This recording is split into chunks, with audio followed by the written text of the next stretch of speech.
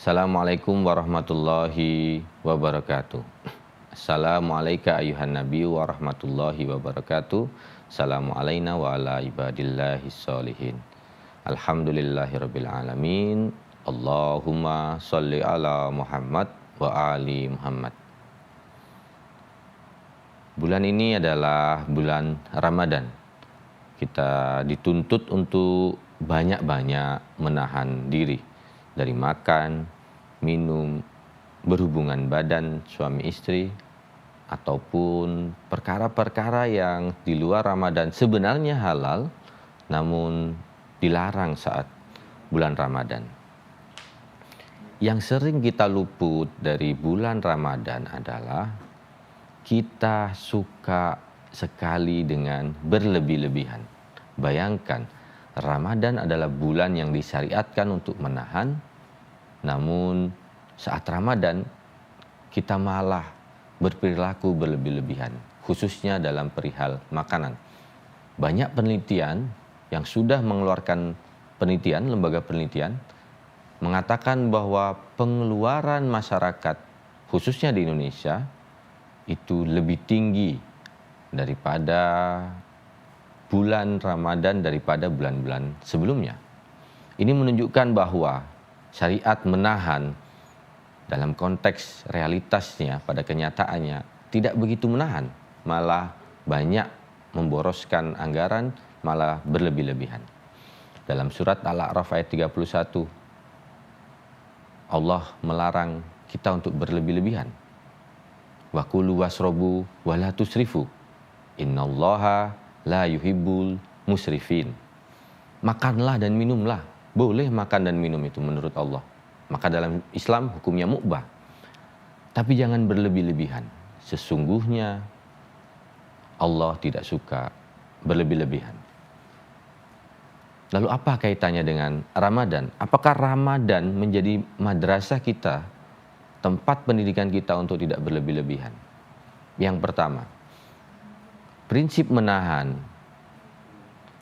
ajaran untuk menahan, menjadikan kita tidak konsumtif, tidak rakus.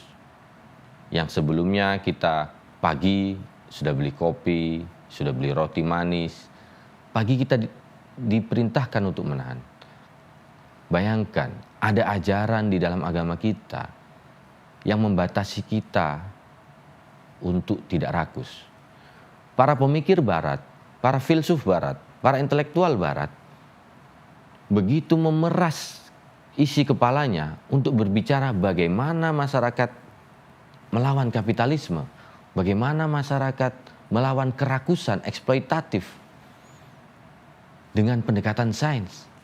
Tapi mereka lupa bahwa kerakusan, sifat kapitalistik dan eksploitatif itu bisa diredam dengan pendekatan moral. Dan moral itu bersumber dari agama, dan agama kita mengajarkan di Ramadan ini kita dituntut untuk menahan diri dari sifat rakus, kapitalistik, dan eksploitatif.